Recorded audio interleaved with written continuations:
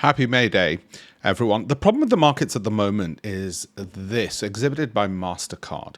And I've been going through a whole bunch of stocks to look at investing. And obviously, I have my weekly Wednesday webinar. Now, you can see all these banks, JP Morgan, Wells Fargo, Jefferies, have got it down as a buy in the case of MasterCard.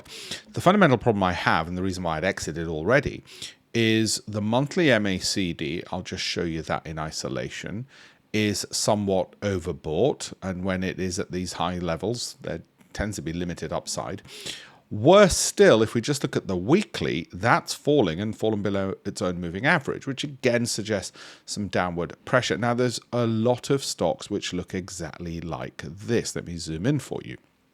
Okay, Costco is another one. And it's one of the reasons why I have exited from so many of these as things stand. Like I said in my weekly update, I'll go into more detail to see what there is to like. We've just done the approved filtered list for May.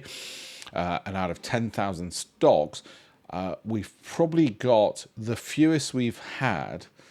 I'm thinking we've got about 12 on the S&P 500 special situations, 11 on the New York Stock Exchange. NASDAQ 100 comes in with just 2. And excluding that, full NASDAQ, none as things stand. And then the further filtered comes in with another 6. So we're having to be very, very careful. Like I said, today's webinar on alpeshpatel.com/latest shares will give you a bit more detail as well and give you an explanation of why I'm looking at the things in the manner I am. Thank you very much indeed.